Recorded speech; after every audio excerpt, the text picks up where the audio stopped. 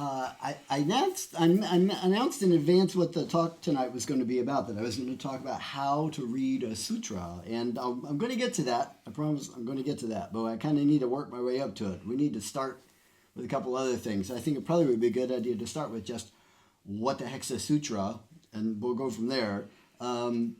We also need to talk about why someone would read a sutra. The why really determines the how, right? Why you're reading it has a big impact on probably how you want to approach doing the reading. And just kind of a little foreshadowing, when we get to that part, we're also going to talk a little bit about, is there some advice that maybe we could get from some of our brothers and sisters in a different faith tradition that might be helpful to thinking about how to read a sutra. So let me start with the word. Actually, I guess there's two words.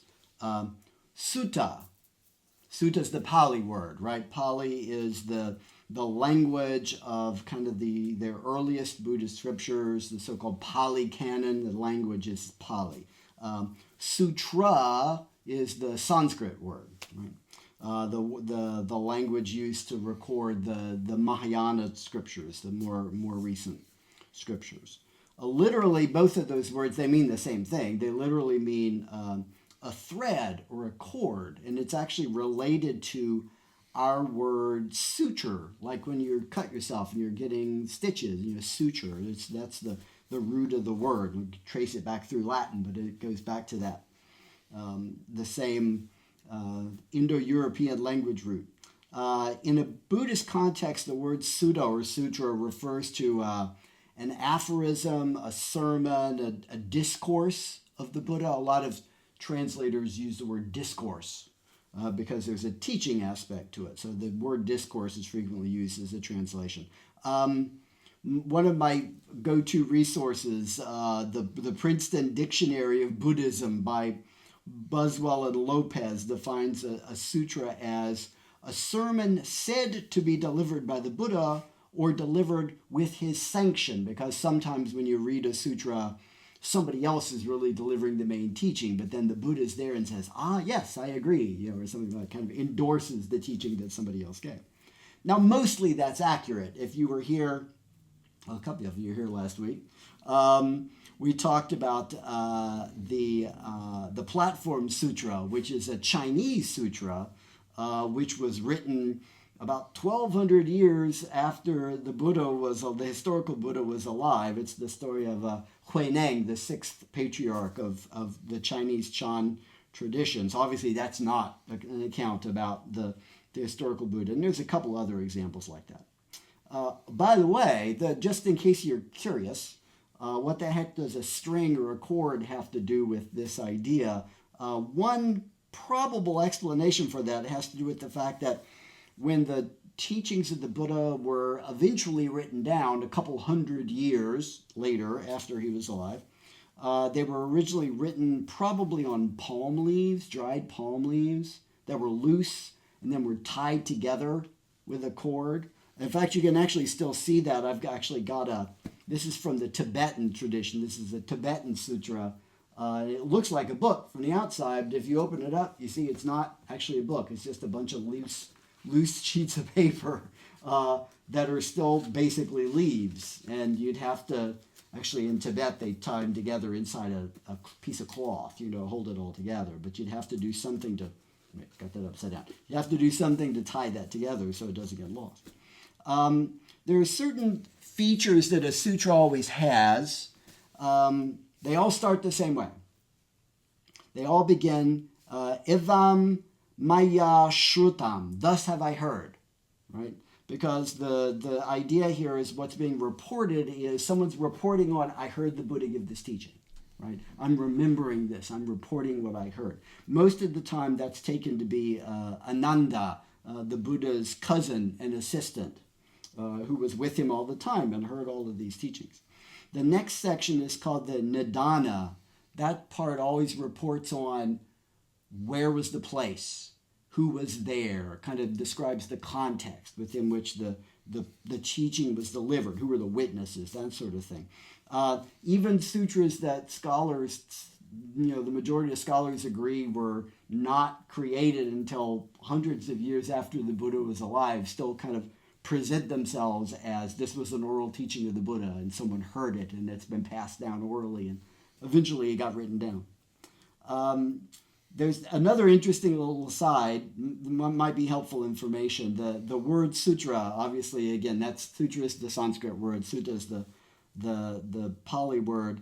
The Chinese translation of that is jing, and the Korean translation of it is kyong. So if you ever see, the title of something that's in Chinese or in Korean, and it's got that at the end, then you know this is a translation of the sutra, because that's the word for that.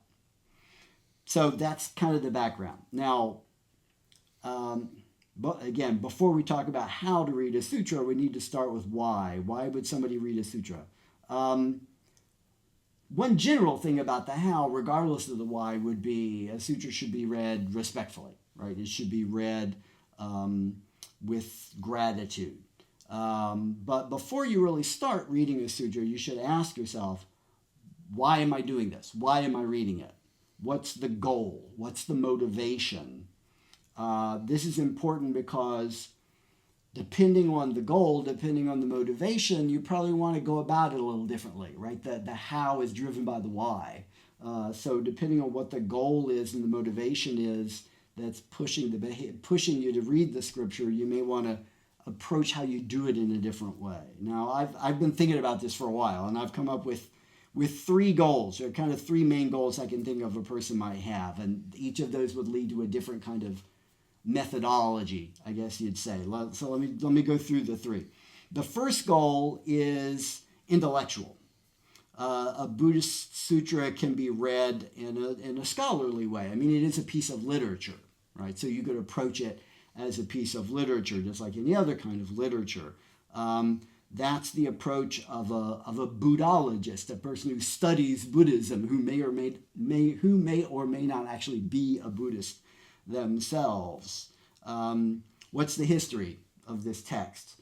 Where in the world did it come from? Where did it get written down first? What's its provenance? How did it get passed down?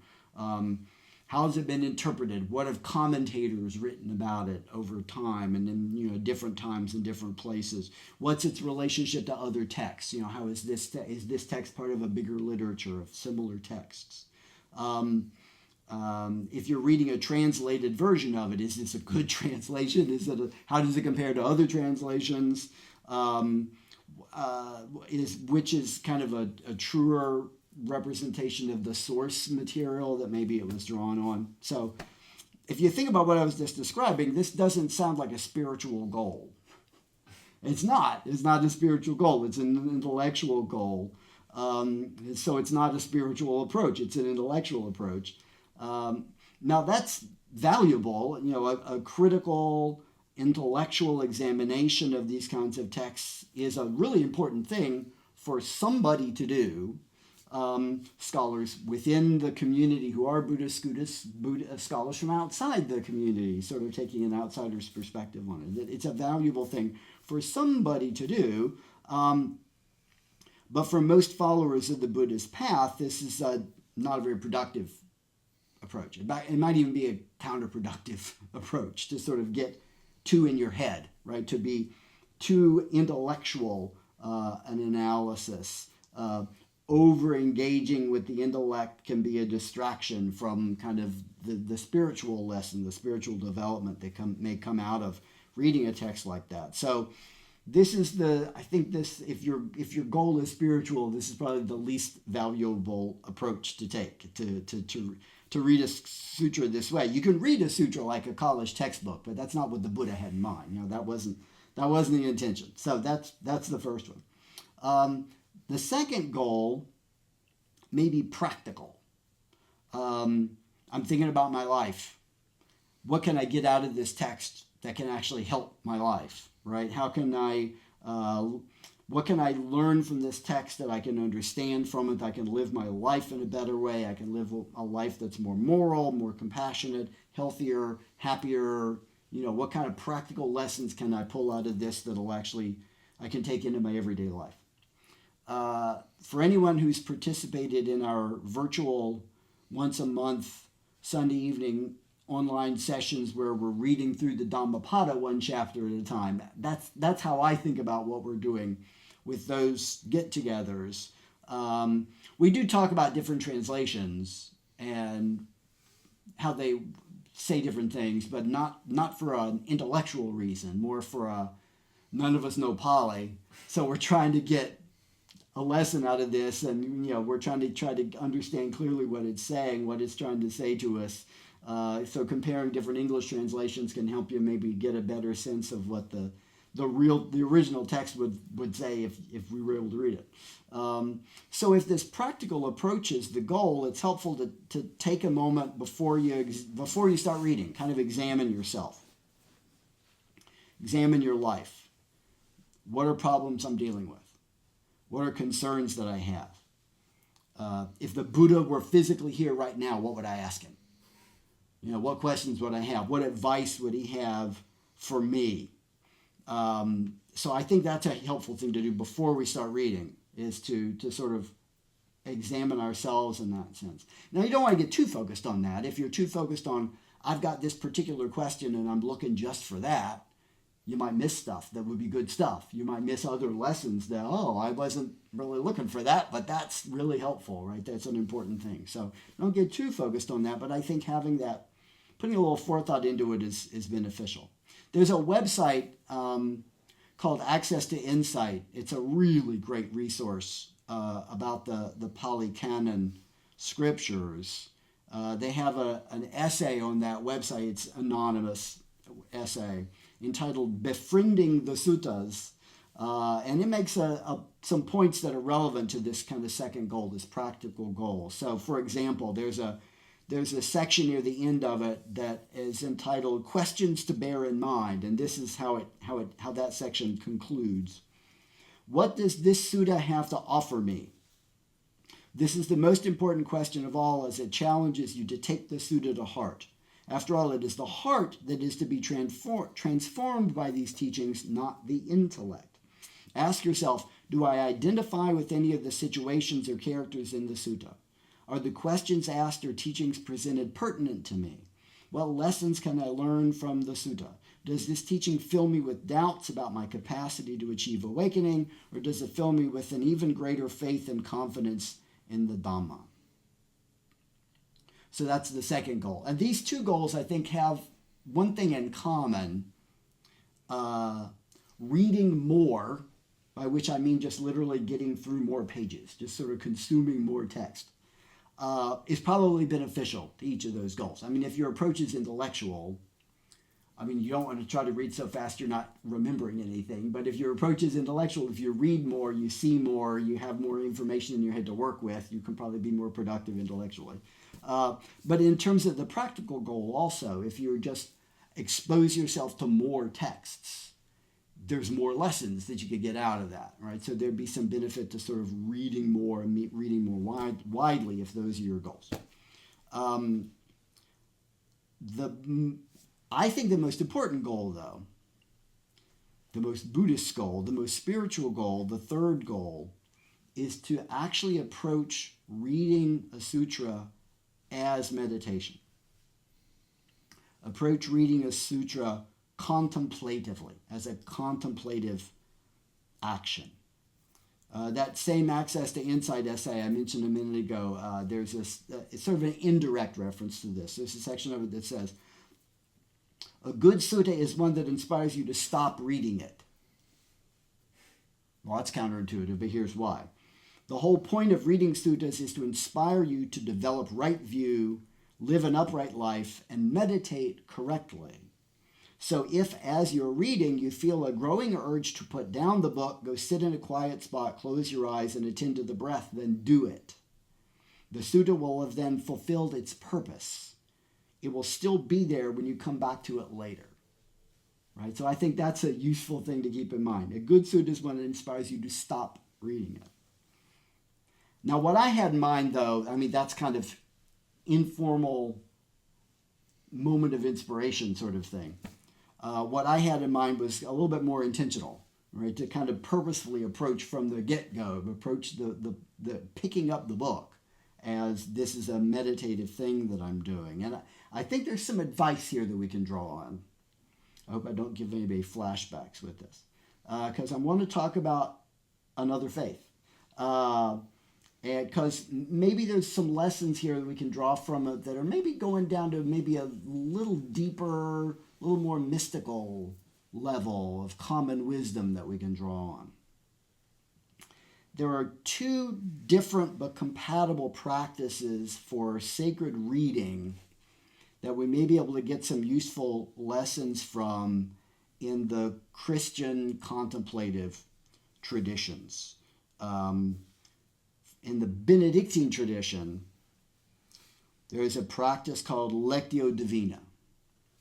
And from the Jesuits, there's a practice called gospel contemplation. So I want to talk about those just a little bit in terms of kind of the basics of them and see, is there stuff we can borrow here? Can we maybe borrow some things from them that would be helpful to our own practice in terms of approaching a sutra meditatively?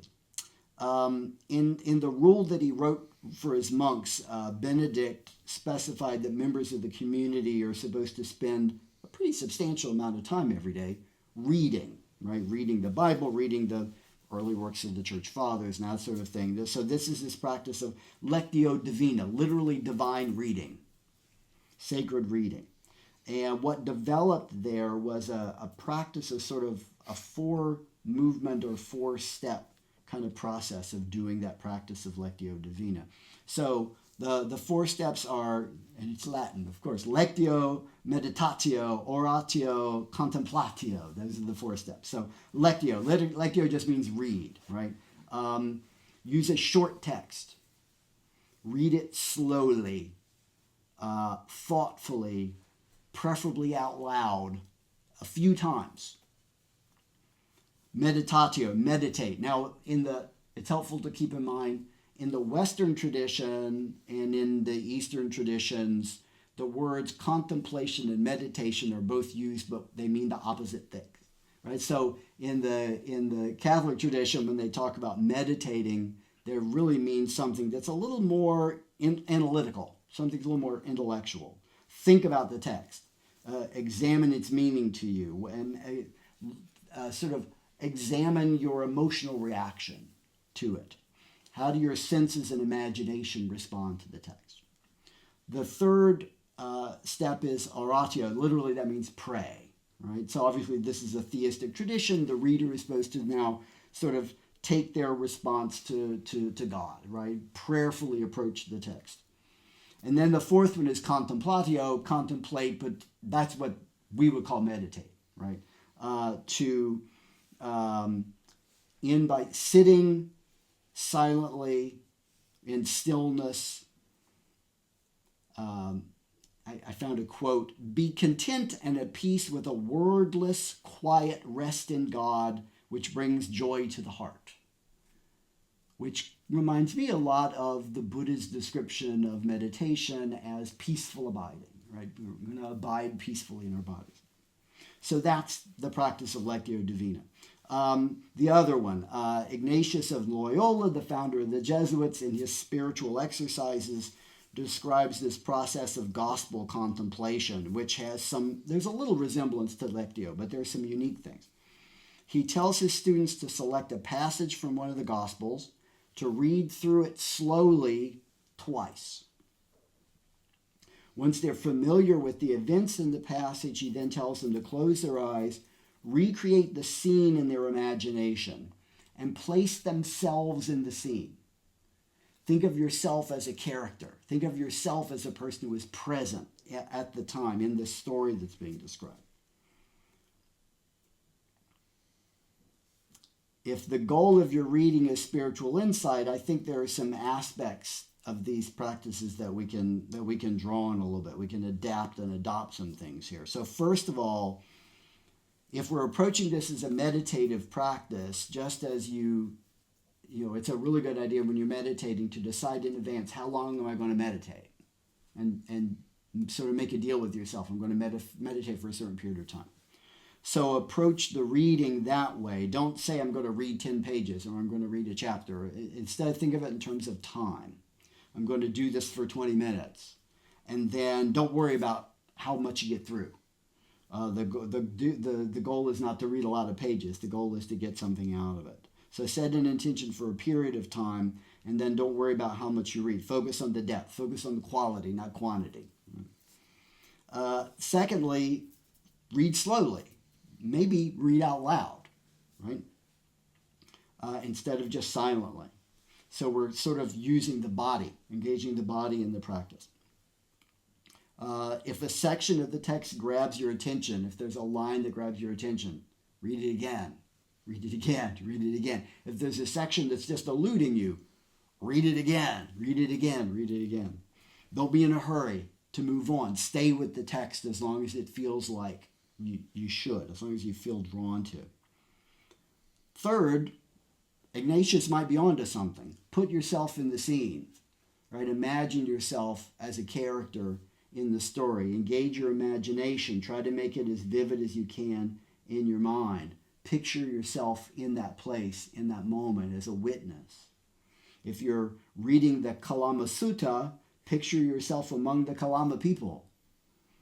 Imagine yourself as one of the crowd of bodhisattvas gathered on Holy Eagle Mountain at the beginning of the Lotus Sutra, just like that picture up there. Imagine you're one of those people, one of those bodhisattvas. Envision yourself as one of the attendants of Maya as she gives birth to the Buddha in the Lumbini garden, or think of yourself as one of the monastics gathered around the elderly Buddha before his death in Kushanara. Imagine yourself as a witness to them, physically there.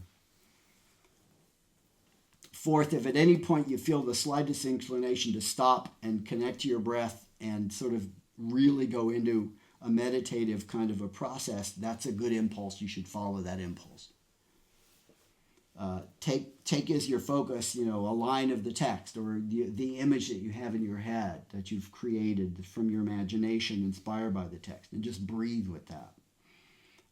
By doing this, we're now taking what might otherwise just be something we're doing in our heads, and we're now doing it with our whole body. You're reading with the body, not just reading with the eyes and the brain. You're reading with your whole body when you do that.